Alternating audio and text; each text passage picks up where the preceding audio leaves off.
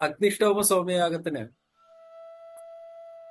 അതിന്റെ ഒന്നാം ദിവസം ദീക്ഷാഹസ്, അതായത് യജമാനന്റെ എക്സ്റ്റേണൽ പ്യൂരിഫിക്കേഷൻ, പുറം ഭാഗത്തെ അതിന്റെ പ്യൂരിഫിക്കേഷൻ, അതുമാതിരി ഇന്റേണൽ പ്യൂരിഫിക്കേഷൻ, പ്രാണായാമവും അതൊക്കെ ചെയ്തിട്ടുള്ള, അതുപോലെ കുറെ ചടങ്ങുകൾ, ആ ദീക്ഷ എങ്ങനെയൊക്കെയാണ് വേണ്ടത്, എങ്ങനെയൊക്കെയാണ് അവനവനെ അതിന് സെറ്റ് ആക്കേണ്ടത്, ഏത് സോമയാഗം ചെയ്യാൻ സെറ്റ് ആക്കേണ്ടത്, ഇതൊക്കെയാണ് ആദ്യത്തെ ഭാഗത്ത് ഉള്ളത്. അതുമാതിരി യാഗത്തിന് വേണ്ട സാധനങ്ങളൊക്കെ ഒരുക്കി അവിടെ കൊണ്ടുവയ്ക്കുക. പിന്നെ അരണിക്ക് അഗ്നി കടഞ്ഞ് 3 ഹോമകുണ്ടങ്ങൾ ജ്വലിപ്പിക്കുക. അങ്ങനത്തെ കാര്യങ്ങളൊക്കെയാണ് ആദ്യ ദിവസത്തെ ചടങ്ങ് എന്നുള്ളത് നമ്മൾ ഇതിനു മുമ്പ് ഒരു വീഡിയോയിൽ പറഞ്ഞിട്ടുണ്ടായിരുന്നു. രണ്ടാം ദിവസവും പ്യൂരിഫിക്കേഷൻ തന്നെയാണ്. ആദ്യത്തെ ദിവസവും പ്യൂരിഫിക്കേഷൻ ആണ്. അത് യജമാന്റെ എക്സ്റ്റേണൽ പ്യൂരിഫിക്കേഷൻ, ഇന്റേണൽ പ്യൂരിഫിക്കേഷനും മറ്റുള്ള പ്യൂരിഫിക്കേഷനും ഒക്കെ ആണെങ്കിൽ രണ്ടാം ദിവസവും പ്യൂരിഫിക്കേഷൻ ആണ്.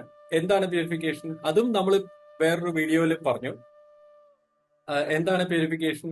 ആ സ്ഥലത്തിന്റെ പ്യൂരിഫിക്കേഷൻ ആണ്. യാഗശാലയും പരിസരവും എയറും ഉള്ള പ്യൂരിഫിക്കേഷൻ ആണ്. അപ്പൊ എയറിന്റെ പ്യൂരിഫിക്കേഷൻ എന്ന് പറഞ്ഞാൽ ഇന്നത്തെ കാലത്ത് എയറിന്റെ പ്യൂരിഫിക്കേഷൻ നടത്താൻ ഉള്ള നമ്മള് ഇപ്പൊ എയർ ഫ്രഷ്നർ അടിക്കുക, അങ്ങനെയൊക്കെയാണ്. അവിടെ അതുപോലത്തെ ഒരു പ്യൂരിഫിക്കേഷൻ അല്ല എന്ന് നമ്മൾ പറഞ്ഞു. നല്ല ഹൈ ഇതിലെ നല്ല ചൂടിലുള്ള വലിയ ചൂടിലുള്ള അഗ്നിഗോളം സൃഷ്ടിച്ച് എയർ പ്യൂരിഫൈ ചെയ്യുക എന്നൊക്കെ പറഞ്ഞു. അതാണ് രണ്ടാമത്തെ ദിവസം നടക്കണേന്ന് പറഞ്ഞു. അതായത് പ്രവർഗ്യം എന്നാണ് ആ ചടങ്ങിന് പറയാ. അത് കഴിഞ്ഞ ഉപസത്ത് എന്നുള്ള ഒരു ചടങ്ങുണ്ട് എന്ന് പറഞ്ഞു. അത് കഴിഞ്ഞ് സുബ്രഹ്മണ്യാഹ്വാനം എന്ന് പറഞ്ഞ ഒരു ചടങ്ങുണ്ട് എന്ന് പറഞ്ഞു. ഇന്ദ്രനെ ഈ യാഗശാലയിലേക്ക് ഇൻവൈറ്റ് ചെയ്ത് കൊണ്ടുവരാനുള്ള ചടങ്ങുണ്ട് എന്ന് പറഞ്ഞു. എന്ന് മാത്രമല്ല, ഈ പ്രവർഗ്യവും ഉപസത്തും സുബ്രഹ്മണ്യാഹ്വാനവും രണ്ടാമത്തെ ദിവസം 2 തവണ ചെയ്യുന്നു പറഞ്ഞു. ഉച്ചയ്ക്ക് മുമ്പേ ഒരു പ്രവർഗ്യം, ഉപസത്ത്, സുബ്രഹ്മണ്യാഹ്വാനം. ഉച്ചയ്ക്ക് ശേഷം ഒരു പ്രവർഗ്യം, ഉപസത്ത്, സുബ്രഹ്മണ്യാഹ്വാനം 2 തവണ റിപ്പീറ്റ് ചെയ്യും എന്ന് പറഞ്ഞു. പിന്നെ വേറെ ചില ചടങ്ങുകളുണ്ട് രണ്ടാമത്തെ ദിവസം. ഇതൊക്കെ നമ്മൾ വേറൊരു വീഡിയോയിലും പറഞ്ഞു. മൂന്നാമത്തെ ദിവസത്തെ ചടങ്ങുകളാണ് ഇന്ന് തുടങ്ങുന്നത്. എന്ന് പറഞ്ഞാൽ ഒരുപാട് കാര്യങ്ങൾ ഇല്ലാത്ത ഒരു ദിവസമാണ് ഈ മൂന്നാമത്തെ ദിവസം. ഒന്നാമത്തെ ദിവസം രണ്ടാമത്തെ ദിവസമായിട്ട് കമ്പയർ ചെയ്യുമ്പോൾ മൂന്നാമത്തെ ദിവസം ജനറലി അത്ര ബിസി അല്ല. മൂന്നാമത്തെ ദിവസം കാര്യമായിട്ടുള്ളത് ഈ രണ്ടാമത്തെ ദിവസത്തെ പോലെ തന്നെ ഉച്ചയ്ക്ക് മുമ്പേ ഒരു പ്രവർഗ്യം, ഒരു ഉപസത്ത്, ഒരു സുബ്രഹ്മണ്യാഹ്വാനം. ഉച്ചയ്ക്ക് ശേഷം ഒരു പ്രവർഗ്യം, ഉപസത്ത്, സുബ്രഹ്മണ്യാഹ്വാനം. ഇതിന്റെ കൂടെ അഡീഷണലി മൂന്നാമത്തെ ദിവസം ഒരു പരിപാടി ഉള്ളത് വേദീകരണം എന്ന് പറയും. അതായത് ഒരു കിഴക്ക് ഭാഗത്ത്, യാഗശാലയുടെ കിഴക്ക് ഭാഗത്തായിട്ട് വേദി ഒരുക്കുക. ആ വേദി ഒരുക്കുക എന്ന് വെച്ചാൽ അവിടെ വേദിയിൽ വേണ്ട സാധനങ്ങൾ കൊണ്ടുവയ്ക്കുക എന്നല്ല അർത്ഥം. ഒരു പ്ലാറ്റ്ഫോം ഒരുക്കുക, അതിന്റെ കൺസ്ട്രക്ഷൻ, അതിന്റെ ആദ്യം സർവേ ഒക്കെ ചെയ്യണം. അതിന് കൃത്യമായിട്ടുള്ള മാത്തമാറ്റിക്കൽ കണക്കുകളുണ്ട്. ആ കണക്കുകൾ വെച്ചിട്ട് സർവേ ചെയ്ത് അത് അവിടെ ഒരുക്കണം. ആ ഒരു പ്ലാറ്റ്ഫോം കൃത്യമായിട്ട് ഒരുക്കണം. പണ്ടൊക്കെ ആ സമയത്ത് തന്നെയാണ് അത് അതിന്റെ മരാമത്ത് പണികളൊക്കെ ആ സമയത്ത് തന്നെയാണ് ചെയ്യുക പണ്ട്. ഇപ്പൊ അതല്ല, ഇപ്പൊ അത് നേരത്തെ ആ പ്ലാറ്റ്ഫോം ഒക്കെ നേരെയാക്കി വെക്കും. എന്നിട്ട് ഈ സമയത്ത് അവിടെ വേദീകരണം നടത്തേണ്ട മന്ത്രങ്ങളോ അതൊക്കെ ഈ സമയത്താണ് ചെയ്യാന്ന് മാത്രം. ഒരുക്കണത് ഈ സമയത്താണെന്നാണ് അനുമാനം. അത്രയേ ഉള്ളൂ. ഒക്കെ നേരത്തെ അത് ചെയ്ത് ഫിസിക്കലായിട്ടുള്ള മരാമത്ത് പണികളൊക്കെ നേരത്തെ ചെയ്തു വെക്കും. ഈ മൂന്നാമത്തെ ദിവസം രാവിലെ ഒരു 6 മണി തൊട്ട് ഒരു 8 മണി വരെ ഒക്കെയാണ് പഴയ കാലത്ത് ഈ ആദ്യത്തെ പ്രവർഗ്യവും ഉപസത്തും സുബ്രഹ്മണ്യാഹ്വാനവും അതൊക്കെ രാവിലെ 6 തൊട്ട് 8 വരെയാണ്. പക്ഷെ ഇപ്പോ 2 മണിക്കൂർ കൊണ്ട് തീരില്ല. മിക്കവാറും ഒരു 3-4 മണിക്കൂർ കൊണ്ടൊക്കെ അത് തീരുള്ളൂ. പിന്നെ അത് കഴിഞ്ഞാൽ ഈ മൂന്നാമത്തെ ദിവസം ഉള്ള ഒരു അഡീഷണൽ ഉള്ളത് യൂപം കൊള്ളലാണ്. യൂപം കൊള്ളുക എന്ന് പറഞ്ഞാൽ ഞാൻ നേരത്തെ പറഞ്ഞു വേദീകരണത്തിന്റെ കാര്യം പറഞ്ഞു. ഈ വേദീകരണം നടക്കുന്നതിന്റെ തൊട്ട് മുമ്പായിട്ടാണ് ഈ യൂപം കൊള്ളല് നടക്കുക. ഈ പ്രവർഗ്യ ഉപസത്ത് സുബ്രഹ്മണ്യാഹ്വാനം രാവിലെയും വൈകുന്നേരവും ഉണ്ടെന്ന് പറഞ്ഞു. അതിന്റെ അഡീഷണൽ ആയിട്ട് രണ്ട് കാര്യങ്ങളാണ് ഉള്ളത്. ഒന്ന് വേദീകരണം, അത് നേരത്തെ പറഞ്ഞു. രണ്ടാമത്തെ അഡീഷണൽ കാര്യമാണ് യൂപം കൊള്ളല്. ഈ യൂപം കൊള്ളുക എന്ന് പറഞ്ഞാൽ അത് ശരിക്കും പറയാൻ ഉള്ള ഒരു ഒരു ഒരു ഒരു കാര്യമാണ്. യൂപം എന്നുള്ളത് ഒരു ട്രാൻസ്മിറ്ററാണ്. എന്താണ് ഈ ട്രാൻസ്മിറ്റ് ചെയ്യേണ്ടത്? മന്ത്രങ്ങളുടെ സിഗ്നൽസ് ആണ്, മന്ത്രങ്ങളുടെ വൈബ്രേഷൻ ആണ് ട്രാൻസ്മിറ്റ് ചെയ്യേണ്ടത്. എങ്ങോട്ടാണ് ട്രാൻസ്മിറ്റ് ചെയ്യേണ്ടത്? ആ നാട് മുഴുവൻ ട്രാൻസ്മിറ്റ് ചെയ്യണം. അപ്പൊ നമ്മുടെ അമ്പലങ്ങളില് കൊടിമരം കാണും. അത് ആ അമ്പലത്തിന്റെ ചൈതന്യം ട്രാൻസ്മിറ്റ് ചെയ്യാനുള്ള ഒരു സിസ്റ്റം ആയിട്ടാണ്, ഒരു ട്രാൻസ്മിറ്റർ ആയിട്ടാണ് ഉദ്ദേശിക്കുന്നത്. അപ്പോ അതുപോലെ തന്നെയാണ് ഈ യൂപം. യൂപം എന്ന് പറഞ്ഞാൽ വലിയൊരു മരം, നമ്മുടെ കൊടിമരം പോലെ വലിയൊരു മരം. കൊടിമരത്തിന്റെ ഉയരമൊന്നും ഉണ്ടാവില്ല, അമ്പലത്തിലെ കൊടിമരത്തിന്റെ ഉയരമൊന്നും ഉണ്ടാവില്ല. എങ്കിലും ഒരു ഒരു 3 നില കെട്ടിടത്തിന്റെ അല്ലെങ്കിൽ ഒരു 2.5 നില കെട്ടിടത്തിന്റെ ഉയരം ഉണ്ടാവും. അതൊരു മരം, ഒരൊറ്റ മരത്തടിയാണ്. ആ മരത്തടി യാഗശാലയുടെ കിഴക്ക് ഭാഗത്ത് തൊട്ട് പുറത്തായിട്ട്, യാഗശാലയുടെ തൊട്ട് പുറത്തായിട്ട് കിഴക്ക് ഭാഗത്ത് അവിടെ കുഴിച്ചിട്ടാണ്. ഈ അമ്പലത്തില് ഇതിന്റെ ഇപ്പൊ വലിയ ബലിക്കലിന്റെ അല്ലെങ്കിൽ അമ്പലത്തിന്റെ എന്താ പറയണ്ടേ മുഖമണ്ഡപവും കഴിഞ്ഞ്, അതായത് ശ്രീകോവിലിന്റെ മുമ്പിൽ മുഖമണ്ഡപം, അതിന്റെ മുമ്പില് എന്താ ഈ മറ്റേ ഇപ്പൊ ചുറ്റമ്പലം ഉണ്ടെങ്കിൽ അതും കഴിഞ്ഞ് വലിയ ബലിക്കല്ലും കഴിഞ്ഞ് അതിന്റെ മുമ്പിലായിട്ടാണ് ഈ കൊടിമരം വരിക. അതുപോലെ തന്നെ യാഗശാലയുടെ തൊട്ട് പുറത്ത് കിഴക്ക് ഭാഗത്ത് നടുഭാഗത്ത് ആയിട്ട് ഈ യൂപം കൊണ്ടുവന്ന് കുഴിച്ചിടും. അപ്പൊ എന്താണ് ഈ യൂപം? ഈ മരം എന്ത് മരമായിരിക്കണം? സാധാരണ നിലയ്ക്ക് പ്ലാശാണ് പതിവ്. പ്ലാശിന് പകരം കൂവളത്തിന്റെ ആവാം, ബില്ലുവം എന്ന് സംസ്കൃതത്തിൽ പറയുന്ന കൂവളം ആവാം, അല്ലെങ്കിൽ ഖദിരം ആവാം, കരിങ്ങാലി അതിന്റെ ആ മരം ആവാം. ഇങ്ങനെയൊക്കെയാണ് എന്റെ ഓർമ്മയിൽ ഈ 3 പേരുകളാണ്. ഇതിൽ ഏതെങ്കിലും ഒരു മരത്തിന്റെ കൊണ്ടത് കുഴിച്ചിടുക എന്നുള്ളതാണ്. ഇത് ഫ്രഷ് ആയിട്ട് വെട്ടിയതാവണം. ഫ്രഷ് ആയിട്ട് വെട്ടുക എന്ന് പറഞ്ഞാൽ കാട്ടിൽ പോയി നേരത്തെ കണ്ടുവച്ചിട്ടുണ്ടാവും, ചിലപ്പോ പോയിട്ട് വെട്ടുകയാണ്. ഈ വെട്ടുമ്പോ വെറുതെ വെട്ടാനും പറ്റില്ല, അതിന് മന്ത്രങ്ങളോട് കൂടി വെട്ടണം. എന്തിനാണ് ഈ മന്ത്രങ്ങൾ എന്നുള്ള ഒരു ചോദ്യം ഉണ്ട്. ഒന്നാമത്തെ കാര്യം, ആ മരത്തിനോട് മാപ്പി ചോദിക്കണം. കാരണം ആ മരത്തിനെ കൊല്ലാൻ പോവുകയാണ്, അതിനോട് മാപ്പ് ചോദിക്കണം. അങ്ങനെ അതിനുള്ള ഒരുപാട് മന്ത്രങ്ങളാണ്.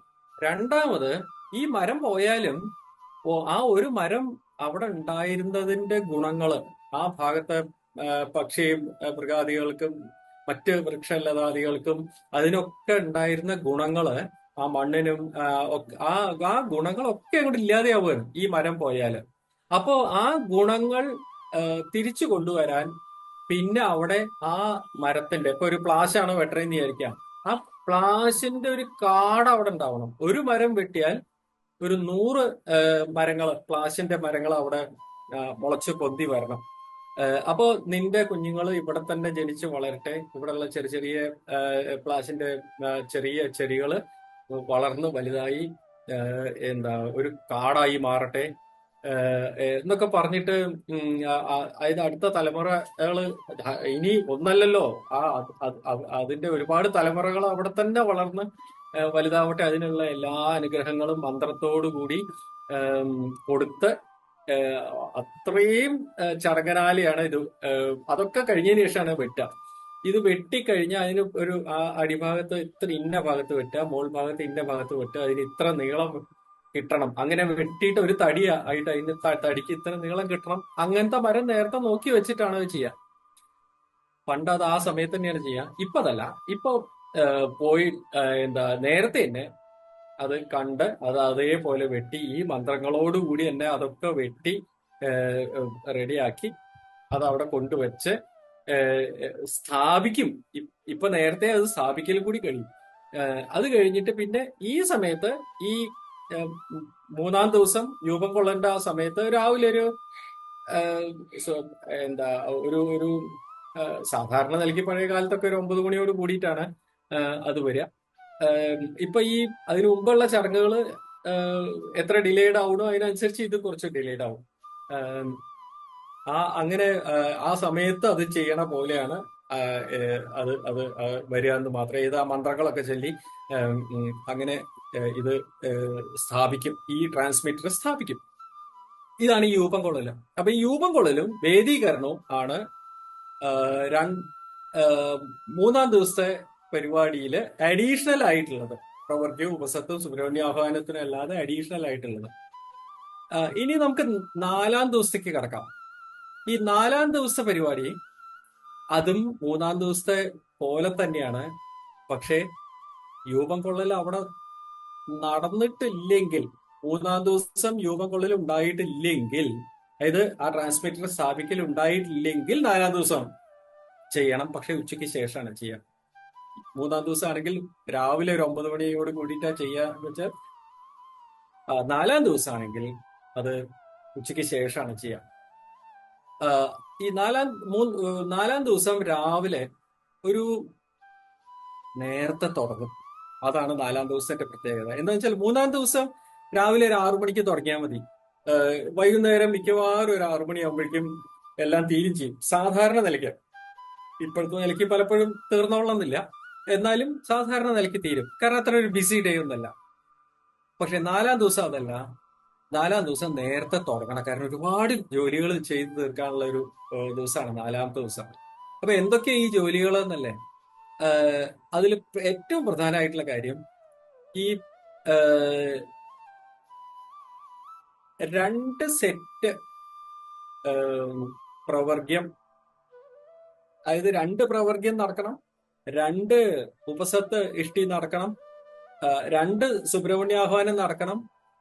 എന്ന് മാത്രമല്ല, പിറ്റേന്നത്തേക്കുള്ള എല്ലാ അറേഞ്ച്മെന്റ്സും ചെയ്യണം. അതായത് പിന്നെ പിറ്റേന്ന് സുത്യദിനം തുടങ്ങുകയാണ്. യാഗത്തിന്റെ ഏറ്റവും പ്രധാനപ്പെട്ട ദിവസം തുടങ്ങുകയാണ്. അതിന് വേണ്ട ഒരുപാട് അറേഞ്ച്മെന്റ്സ് ചെയ്യണം. അതിന്റെ ഭാഗമായിട്ടുള്ള ചില ഇഷ്ടികൾ ചെയ്യണം, പശുവാലംബനം ചെയ്യണം. ഇങ്ങനെ കുറെ കാര്യങ്ങൾ ചെയ്യേണ്ട ഒരു ദിവസമാണ് നാലാം ദിവസം. ഇപ്പൊ രാവിലെ നേരത്തെ തുടങ്ങും. ഒരു 4 മണിയൊക്കെ ആകുമ്പോൾ തുടങ്ങും. തുടങ്ങുമ്പോ തന്നെ ആദ്യത്തെ പ്രവർഗ്യം ചെയ്യും. അതായത് എയറും അതൊക്കെ പ്യൂരിഫൈ ചെയ്യാനുള്ള, അഗ്നിഗോളം സൃഷ്ടിച്ച് എയർ പ്യൂരിഫൈ ചെയ്യാനുള്ള അതൊക്കെ ചെയ്യും. അത് കഴിഞ്ഞാൽ ഉപസത്തിഷ്ടി ചെയ്യും. അത് കഴിഞ്ഞാൽ അതിന്റെ പിന്നാലെ സുബ്രഹ്മണ്യാഹ്വാനം, ഇന്ദ്രനെ ഇൻവൈറ്റ് ചെയ്യാനുള്ള അത് ചെയ്യും. അത് കഴിഞ്ഞ ഉടൻ തന്നെ രണ്ടാമത്തെ പ്രവർഗ്യം ചെയ്യും. ഉച്ചയാവാൻ കാത്തു നിൽക്കില്ല. ഈ അതിന്റെ മുമ്പത്തെ ദിവസം, ഇതിപ്പോ നാലാമത്തെ ദിവസമാണ്. ഏം, രണ്ടാമത്തെ ദിവസവും മൂന്നാമത്തെ ദിവസവും ഒക്കെ ഇതേ പ്രവർഗ്യവും ഉപസത്തിഷ്ടിയും സുബ്രഹ്മണ്യാഹ്വാനവും ഉണ്ടായിരുന്നു. അത് ഒരു സെറ്റ് ഉച്ചയ്ക്ക് മുമ്പേ, ഒരു സെറ്റ് ഉച്ചയ്ക്ക് ശേഷമായിരുന്നു ചെയ്തിരുന്നെങ്കിൽ, നാലാം ദിവസം ഇത് 2 ഉച്ചയ്ക്ക് മുമ്പ് ചെയ്യും. 2 സെറ്റ് ഉച്ചയ്ക്ക് മുമ്പ് ചെയ്യും. കാരണം ഉച്ചയ്ക്ക് ശേഷം ഒരുപാട് അഞ്ചാം ദിവസത്തേക്കുള്ള ഒരുപാട് പ്രിപ്പറേഷൻസ് ഉണ്ട്. അതുകൊണ്ട് ഉച്ചയ്ക്ക് മുമ്പ് ചെയ്യും. അപ്പോ ഒരു പ്രവർഗ്യ ഉപസത്ത് സുബ്രഹ്മണ്യാഹ്വാനം, പ്രവർഗ്യ ഉപസത്ത് സുബ്രഹ്മണ്യാഹ്വാനം. ഇത് ഒരു ഏകദേശം പഴയ കാലത്തായിരുന്നെങ്കിൽ 4 മണിക്ക്, രാവിലെ 4 മണിക്ക് തുടങ്ങിയ ഒരു 9, 9:30, 10 മണിയൊക്കെ ആകുമ്പോഴേക്കും ഈ 2 സെറ്റും തീരും. ഇപ്പൊ അത് തീർന്നോളണമെന്നില്ല. മിക്കവാറും ഒക്കെ ഒരു ഉച്ചയാവും അത് തീരാൻ. മിക്കവാറും അത് ഉച്ചയാവും ഈ 2 സെറ്റും തീരുമ്പോഴേക്കും. അത് എന്താ ഞാൻ കണ്ട യാഗങ്ങൾക്കൊക്കെ ഏകദേശം എന്റെ തലമുറ എന്ന് പറഞ്ഞാൽ റീസെന്റ് തലമുറ, പിന്നെ വെച്ചാൽ കഴിഞ്ഞ ഒരു 40 കൊല്ലത്തിന്റെ ഉള്ളിൽ യാഗം കണ്ട തലമുറകളാണ്. അപ്പൊ അത് ആ യാഗങ്ങളൊക്കെ തന്നെ ഏഹ്, മിക്കവാറും ഉച്ചയായിട്ടുണ്ട് ഈ 2 സെറ്റ് തീരുമ്പോഴേക്കും. ഇത് ഇത് തീർന്നു കഴിഞ്ഞാൽ ഇനിയാണ് പിറ്റേന്നത്തെ, അതായത് യാഗത്തിന്റെ പ്രധാനമായിട്ടുള്ള ദിവസം, പിറ്റേന്ന് ശുദ്ധിദിനം തുടങ്ങുകയാണ്. അതിന് വേണ്ട ഒരുക്കങ്ങൾ. ഈ ഒരുക്കങ്ങളിൽ ആ സമയത്ത് എന്തൊക്കെയാണ് ഒരുക്കേണ്ടത് എന്നുള്ള ഒരു ചോദ്യം വരും. അവിടെ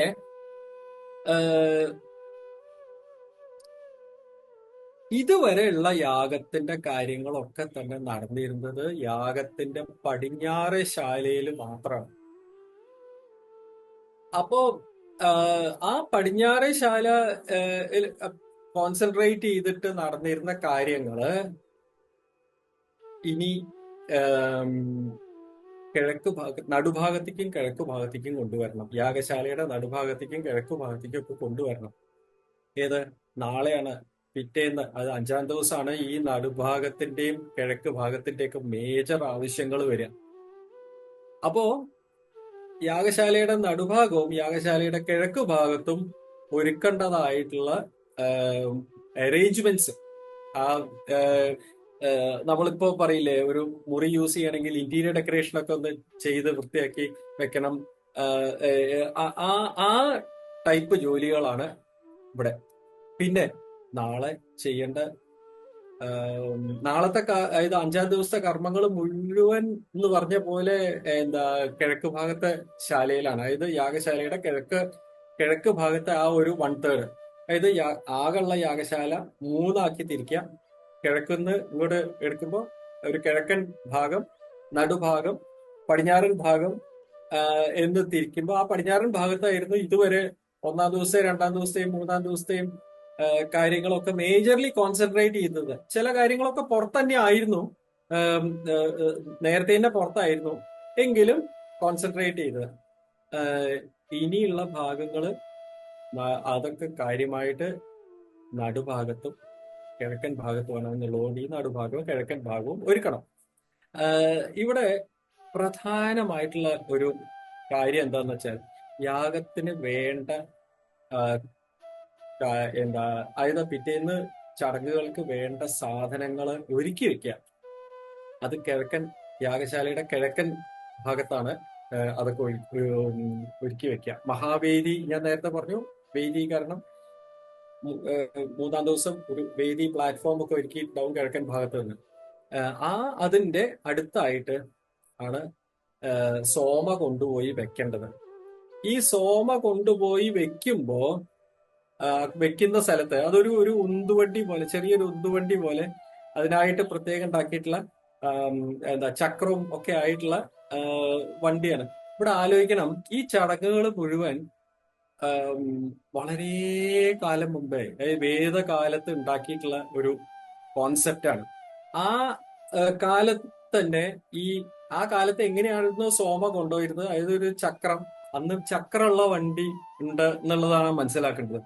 ഈ ചക്രം ഉള്ള വണ്ടിയിൽ സോമ പടിഞ്ഞാറ് ശാലയിൽ നിന്ന് കൊണ്ടുപോയി വെക്കുക. അതൊക്കെ ഈ സമയത്ത് ഈ 4-ാമത്തെ ദിവസം ഉച്ചയ്ക്ക് ശേഷമുള്ള പണിയാണ്.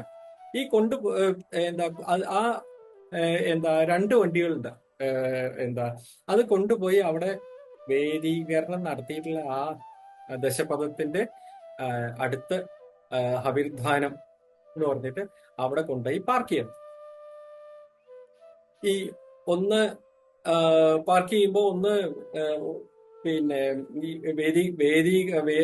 ദശപഥത്തിന്റെ ഒരേ ഭാഗത്ത് തന്നെയാണ് പാർക്ക് ചെയ്യാന്ന് വെച്ചാൽ, ഒന്ന് വടക്ക് ഭാഗത്തും തെക്ക് ഭാഗത്തുമാണ് ആയിട്ടാണ് പാർക്ക് ചെയ്യുക. ഇവിടെ കൊണ്ടുപോയി പാർക്ക് ചെയ്യണത് എന്താണ്? വണ്ടിയിൽ എന്താണ്? സോമ അവിടെ കൊണ്ടുപോയി പാർക്ക് ചെയ്യുമ്പോ അവിടെ അവിടെ പാർക്ക് ചെയ്യുന്ന നേരത്തെ തന്നെ അറിയാം അവിടെയാണ് സോമ ഇനി പാർക്ക് ചെയ്യണത്, ഈ കൊണ്ടുപോയി സ്റ്റോർ ചെയ്യണത്. അവിടെയാണ് സോമ ഇടിച്ച് പിഴിഞ്ഞ് ജ്യൂസ് ആക്കണത്. ആ ജ്യൂസാണ് ഭഗവാന്മാർക്കൊക്കെ കൊടുക്കണത്, തങ്ങളും കഴിക്കണത്. ഈ ഭഗവാൻ അങ്ങനെ കൊടുക്കുമ്പോ ഈ ഇതില് വല്ല പോയിസൺ ഉണ്ടായാലോ? ആ ചെന്നിരിക്കണ സ്ഥലത്ത് വല്ല പോയിസൺ, നേരത്തെ അസുരന്മാര് വന്നിട്ട് ആ സ്ഥലത്ത് ഭൂമിയുടെ അടിയിൽ പോയിസൺ വെച്ചിട്ട്, അപ്പൊ ഈ സാധനം അവിടെ കൊണ്ടുവയ്ക്കുമ്പോ ആ പോയിസണസ് ആവും ഈ സോമ. ആ പോയിസണസ് ആയിട്ടുള്ള സോമ ദേവന്മാർക്ക് നിവേദ്യം ചെയ്തു കഴിഞ്ഞാൽ അതിന്റെ ശാപം ഈ യജമാനും ബാക്കിയുള്ള ഋത്വികൾക്കൊക്കെ കിട്ടും. അതായത് യാഗം കൊണ്ട് ഉണ്ടാക്കാവുന്ന ഐശ്വര്യം, അതായത് യജമാനും നാട്ടുകാർക്ക് മുഴുവനും, ആ നാട് മുഴുവനും ഉണ്ടാകാവുന്ന ഐശ്വര്യം കുറയ്ക്കാൻ വേണ്ടി അസുരന്മാര് ആം, ഈ പണികൾ ചെയ്യുക. അപ്പൊ പണ്ടുണ്ട് ഇങ്ങനത്തെ പണികൾ. അങ്ങനെ ഉണ്ടെങ്കിലോ എന്നുള്ള ഒരു ചോദ്യം ഉണ്ടല്ലോ. അപ്പൊ ഈ ചോദ്യത്തിന് യാഗശാലയിൽ ഒരു ഉത്തരമുണ്ട് രസമായിട്ട്. ഈ കൊണ്ടുവന്ന് പാർക്ക് ചെയ്യുന്ന ഈ വണ്ടി, സോമ വണ്ടി കൊണ്ടുവന്ന് ചാട് എന്നാണ് അതിന് പറയുക ആ വണ്ടിക്ക്. ഈ ചാടുകൾ രണ്ടെണ്ണം കൊണ്ടുവന്ന് പാർക്ക് ചെയ്യുന്നതിന്റെ അടിയിലായിട്ട് 4 കുഴികൾ കുഴിക്കും. അതായത് ഒരു വണ്ടിയുടെ അടിയിൽ 4 കുഴി, മറ്റേ വണ്ടിയുടെ അടിയിൽ 4 കുഴി, അങ്ങനെ കുഴിക്കും. ഈ കുഴികളെ ഉപരവങ്ങൾ എന്നാ പറയാം. ഈ ഉപരവങ്ങള് 4 കുഴിച്ച് അതില് പോയിസൺ ഒന്നുമില്ല എന്ന് ഉറപ്പാക്കി അതൊരു മരപ്പലക കൊണ്ട് മൂടി അതിന്റെ മുകളിൽ കാളത്തോല കൊണ്ട് മൂടി അങ്ങനെയാണ് ആ ഭാഗം ശരിയാക്കി വെക്കുക. ആ ഒരു ഭാഗം പിന്നെ ഒരുക്കേണ്ടത് എന്താന്ന് വെച്ചാൽ ഒരുപാട് ഐറ്റംസ് വേണം. യാഗം നടക്കണമെങ്കിൽ ഒരുപാട് ഐറ്റംസ് വേണം. എന്തൊക്കെയാ ഐറ്റംസ് വേണ്ടത്?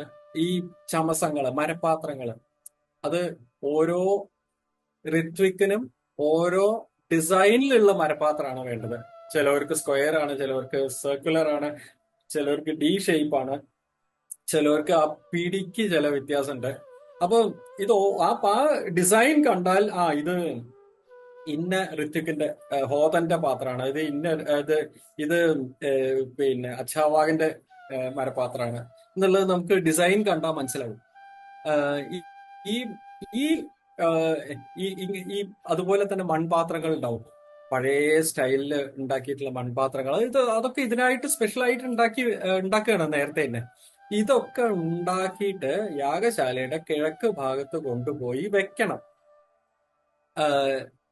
സ്വാഭാവികമാണല്ലോ, ഒരു പിറ്റേന്ന് ഒരു പരിപാടി നടക്കുകയാണെന്നുണ്ടെങ്കിൽ ആ പരിപാടിക്ക് വേണ്ട കാര്യങ്ങളൊക്കെ തന്നെ, പാത്രങ്ങളും മറ്റുള്ള അതൊക്കെ ഒരുക്കി ഒരു സ്ഥലത്ത് ഒരുക്കി വെക്കുക, വൃത്തിയായിട്ട് ഒരുക്കി വെക്കുക എന്നുള്ള ഇതിന്റെ ഇപ്പൊ അമ്പലങ്ങളിലൊക്കെ ഇപ്പോ കലശം തുറക്കുകയാണെന്നുണ്ടെങ്കിൽ തന്ത്രിമാര് എല്ലാ കുടങ്ങളും എല്ലാം അത് കലശപാത്രങ്ങളും മറ്റുള്ളതെല്ലാം ഒരുക്കി വൃത്തിയാക്കി ഒരു ഭാഗത്ത് ഇങ്ങനെ ഒരുക്കി ഇങ്ങനെ വെച്ചിട്ടുണ്ടാവും. കാണാൻ തന്നെ നല്ല രസമാണ്. അതുപോലെ തന്നെയാണ് ഇത് ഒരുക്കി വെക്കുക. പക്ഷെ ഇത് ഒരുക്കി വെക്കുമ്പോൾ ഒരു പുരുഷന്റെ ആകൃതിയിലാണ് ഒരുക്കി വെക്കുക. യജ്ഞപുരുഷന്റെ ആകൃതിയിലാണ് ഒരുക്കി വെക്കുക. അവിടെ ഹാർട്ടിന്റെ സ്ഥാനത്ത് ഇന്നത് വരണം, ലങ്സിന്റെ സ്ഥാനത്ത് ഇന്നത് വരണം എന്നൊക്കെ കണക്കുണ്ട്, കണ്ണിന്റെ സ്ഥാനത്ത് ഇന്നത് വരണം എന്നൊക്കെ കണക്കുണ്ട്. അങ്ങനെ മൊത്തത്തിൽ അതൊരു യജ്ഞപുരുഷന്റെ സ്റ്റൈലിൽ ഒരുക്കി വെച്ച പോലെ നമുക്ക് തോന്നും. അതും ഈ 4-ാം ദിവസം ഉച്ചയ്ക്ക് ശേഷം ഉള്ള ഒരു പണിയാണ്. ഇനി മറ്റൊരു പണി, 4-ാം ദിവസം ഉച്ചയ്ക്ക് ശേഷമുള്ള പണി എന്ന് പറഞ്ഞാൽ ഉപശാലകൾ ഒരുക്കണം. അത് ഉപശാല എന്ന് പറഞ്ഞാൽ യാഗം, ഞാൻ നേരത്തെ പറഞ്ഞു യാഗശാല കിഴക്ക് പടിഞ്ഞാറായിട്ടുള്ള ഒരു ശാലയാണെന്ന് പറഞ്ഞു. അതിന്റെ കിഴക്ക് ഭാഗത്ത് ഒരു കിഴക്ക് ഭാഗം, നടുഭാഗം, പടിഞ്ഞാറ് ഭാഗം.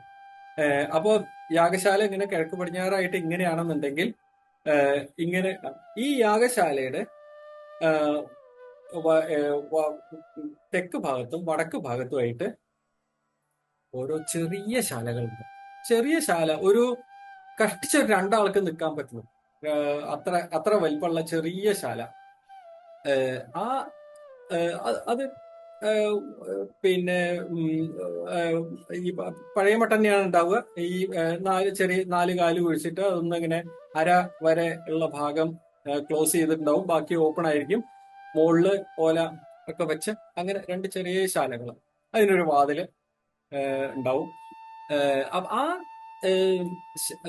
ആ ശാലയില് ആ ശാല ഒരുക്കുക എന്നുള്ളതാണ്. ഈ ശാല അതിന്റെ പേരുണ്ട് ആ ശാലയ്ക്ക്.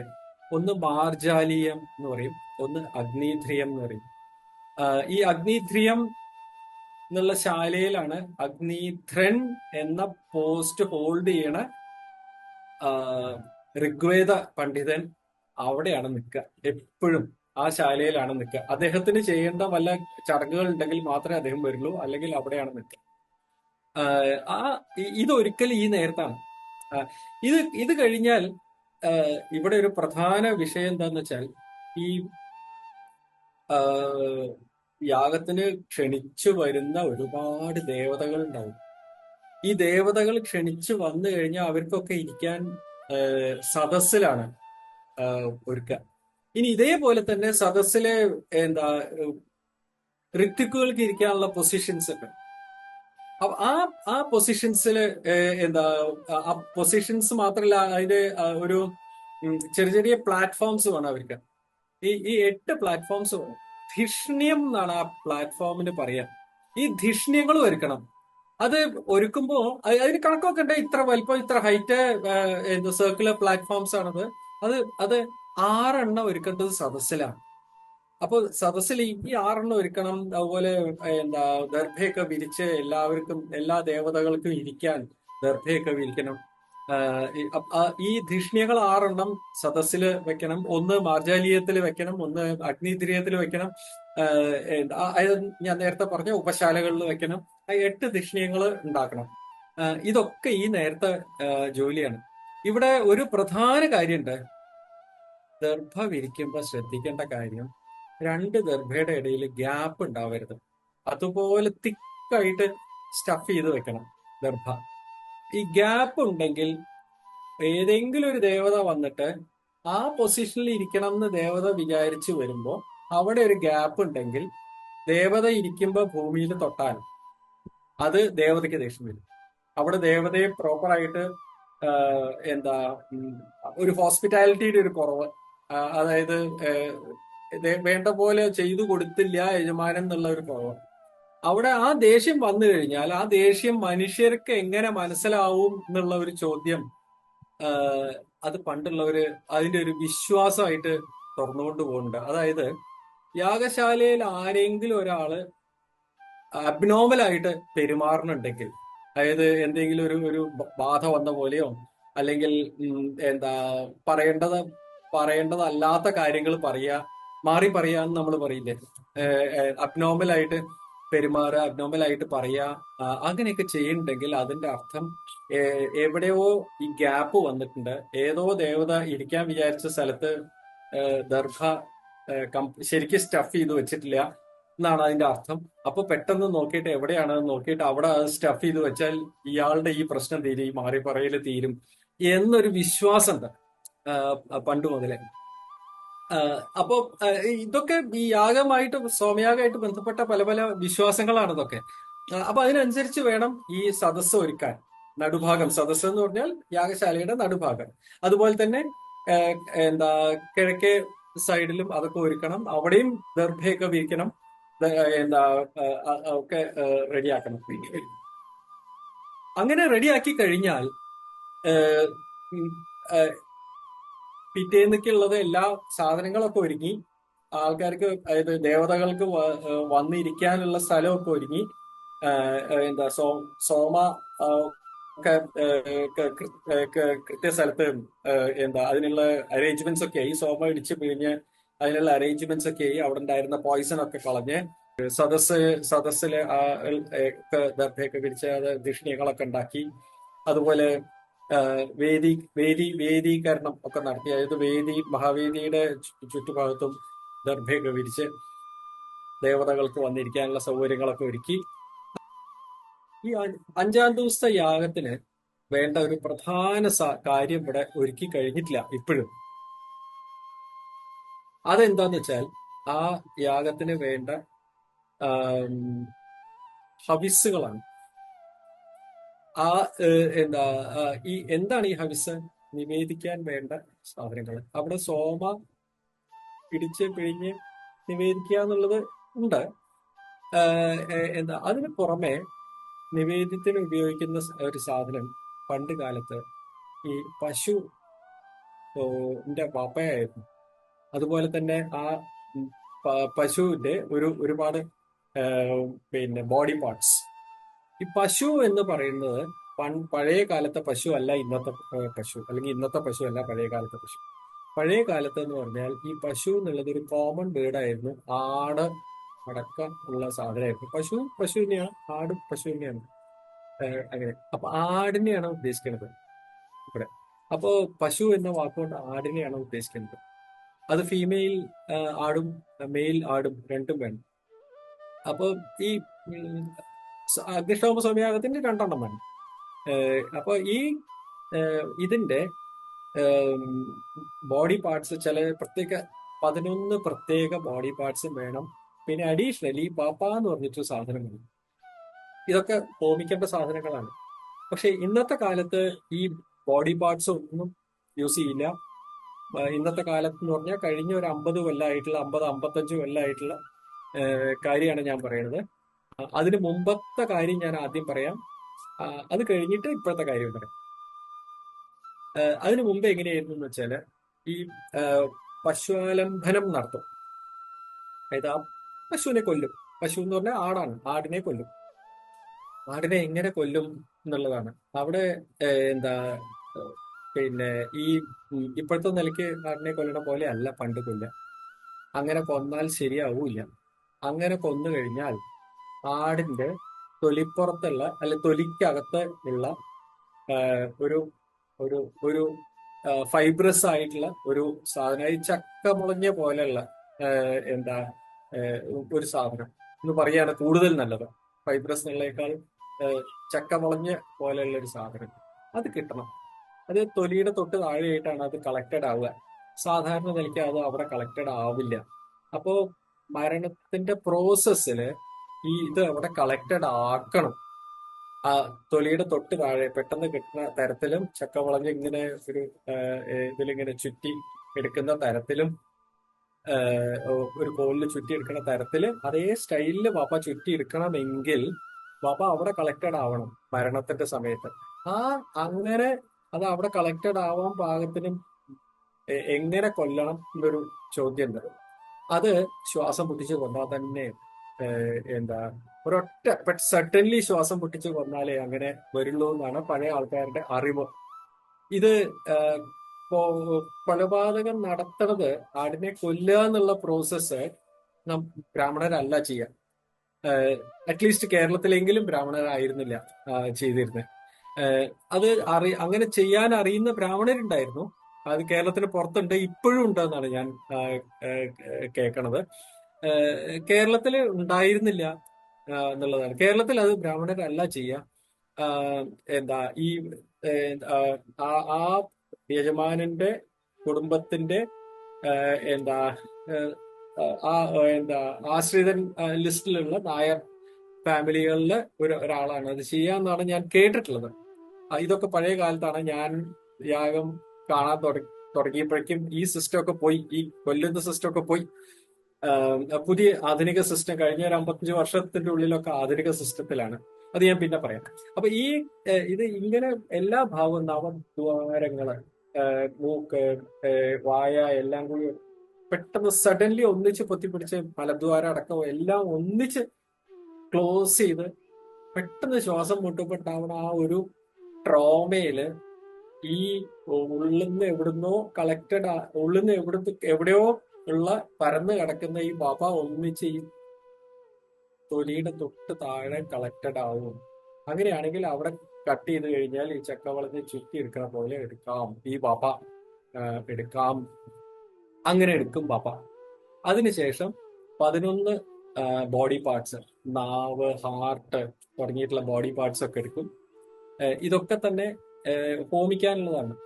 അപ്പോ ഈ പശുവാലംബനം നടത്തി അത് ഈ സാധനങ്ങളൊക്കെ കളക്ട് ചെയ്യുക എന്നുള്ളത് ഈ 4-ാം ദിവസത്തെ ഉച്ചയ്ക്ക് ശേഷമുള്ള ജോലിയാണ്.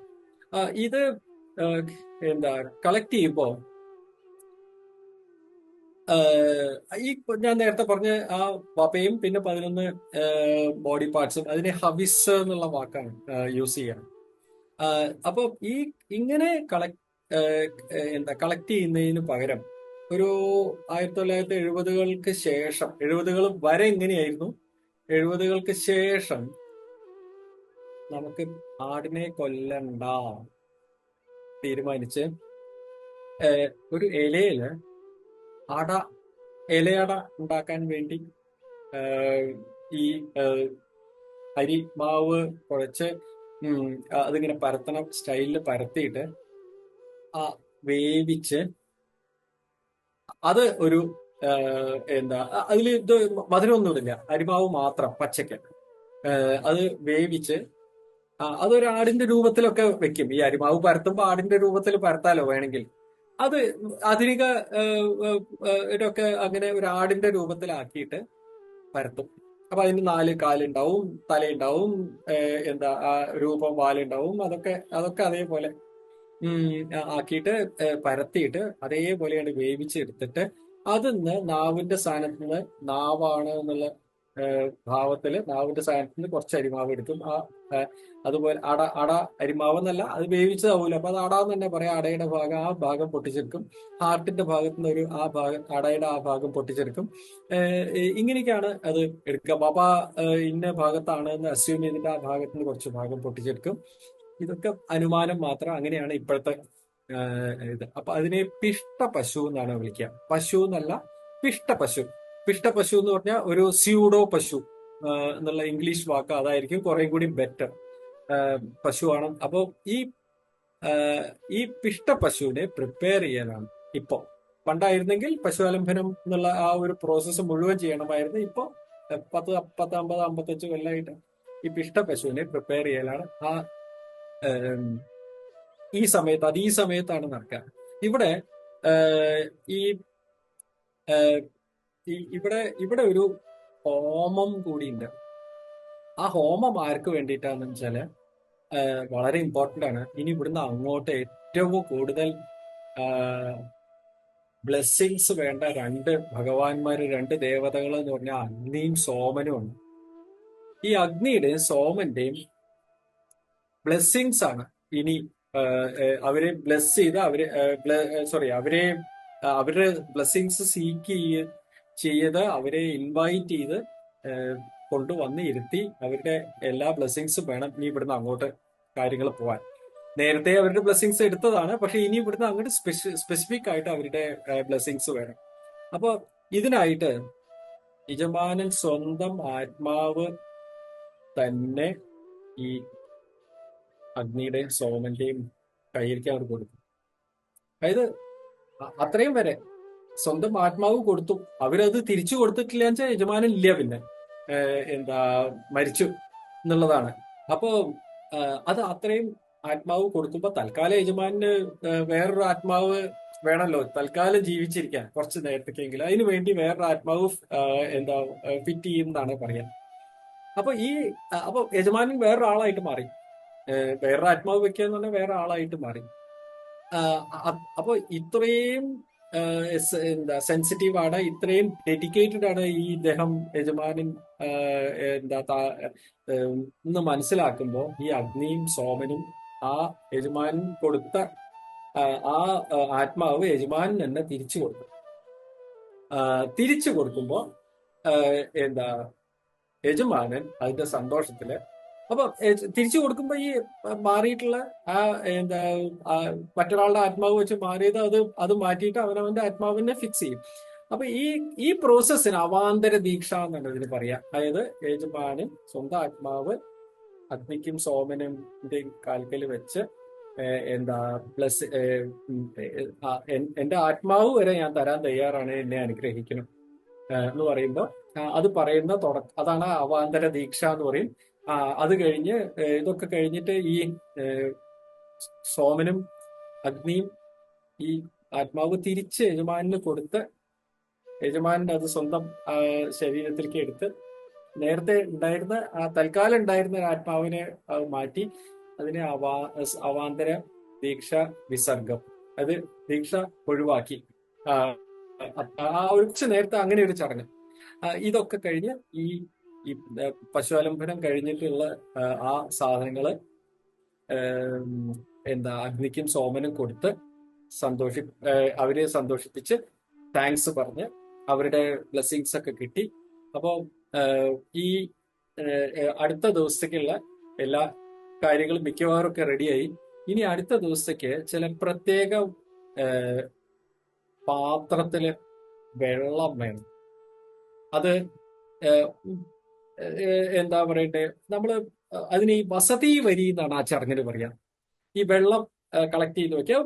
ഇത് പിറ്റേന്ന് രാവിലെ കുക്ക് ചെയ്യാൻ വേണ്ട വെള്ളം തലേദിവസം വൈകുന്നേരം തന്നെ കോരി പാത്രത്തിലാക്കി വെക്കുന്ന ആ സിസ്റ്റം, അതുപോലത്തെ ഒരു സിസ്റ്റം തന്നെയാണ് ഈ വസതി വരി. അതിനൊരു കണക്കൊക്കെ ഉണ്ട്. ഈ ഇന്ന പാത്രത്തിൽ ഇത്ര വെള്ളം എന്നൊക്കെ കൃത്യം കണക്കുണ്ട്. ആ അതൊക്കെ റെഡിയാക്കി വെക്കുക. ഈ വെള്ളം എന്തിനാന്ന് വെച്ചാൽ സോമ ഇടിച്ച് പിഴിയുമ്പോൾ ജ്യൂസ് ഉണ്ടാക്കുമ്പോൾ ആ ജ്യൂസ് ഉണ്ടാക്കാൻ വേണ്ടിയിട്ടാണ്. പിന്നെ നമ്മള് എന്താ പറയണ്ടേ, ഫ്രൂട്ട്സ് കട്ട് ചെയ്തിട്ട് മിക്സിയിലിട്ട് അതിൽ കുറച്ച് വെള്ളം ഒഴിക്കുമ്പോൾ ആ വെള്ളം ഉണ്ടല്ലോ, ആ വെള്ളമാണ് സോമ ജ്യൂസ് ഉണ്ടാക്കുമ്പോൾ ആ വെള്ളത്തിന്റെ അതിന് വേണ്ടിയിട്ടാണ് ഈ വെള്ളം കളക്ട് ചെയ്ത് വെക്കുന്നത്. ഇതൊക്കെ അടുത്ത ദിവസത്തേക്കുള്ളതാണ് കേട്ടോ. എന്താ ഇത്രയൊക്കെ ചെയ്തു കഴിഞ്ഞാൽ കഴിയുമ്പോഴേക്കും രാത്രിയാവും. 4-ാം ദിവസം രാത്രിയാവും. അപ്പൊ ഈ ഇത് ഏഹ്, ഒരു സാധാരണ നിലയ്ക്ക് പഴയ കണക്കിൽ തന്നെ രാത്രി ഒരു 10:30 മണി 11 മണി ഒക്കെ ആവും പഴയ കണക്കിൽ തന്നെ ഇത്രയൊക്കെ കാര്യങ്ങൾ ചെയ്ത് തീരാൻ. ഏം, ഈ ഇതില് ഏഹ്, ഇന്നത്തെ കാലത്ത് ഡിലേ വരാം ഇതിന്റെ ഇടയിലൊക്കെ തന്നെ. കാരണം ഒരുപാട് രാവിലെ 4 മണിക്ക് തുടങ്ങിയതാണ് രാത്രി 10:30 വരെ ഇങ്ങനെ അടുപ്പിച്ചടുപ്പിച്ചടുപ്പിച്ച് ഓരോ ചടങ്ങുകളുണ്ട്. ഇതിന്റെ ഇടയിലൊക്കെ ഡിലേ വരാം. അപ്പോൾ സ്വാഭാവികമായിട്ട് ഈ രാത്രി 10:30 എന്നുള്ളത് പലപ്പോഴും നീണ്ടുപോയി 1 മണിയും 2 മണിയൊക്കെ ആവും. അവിടെ ശ്രദ്ധിക്കേണ്ടത് പിറ്റേന്നത്തെ പ്രോഗ്രാം വെളുപ്പിന് ഒരു 2 മണിയൊക്കെ ആകുമ്പോൾ തുടങ്ങണം എന്നുള്ളതാണ്. അപ്പോ ഇത് ഈ 4-ാം ദിവസം പരിപാടി കഴിഞ്ഞ് 5-ാം ദിവസത്തിന്റെ ഇടയ്ക്ക് 1 മിനിറ്റ് പോലും ചിലപ്പോ ഇവർക്ക് ഇപ്പോഴത്തെ നിലയ്ക്ക്, പണ്ടത്തെ നിലയ്ക്കാണെങ്കിൽ ഒരു 3-4 മണിക്കൂർ റെസ്റ്റ് കിട്ടിയിരുന്നു. ഇപ്പോഴത്തെ നിലയ്ക്ക് 1 മിനിറ്റ് പോലും റെസ്റ്റ് കിട്ടാത്ത അവസ്ഥയിലേക്ക് കാര്യങ്ങൾ അവിടെ എത്തും. ഇതാണ് 4-ാം ദിവസത്തെ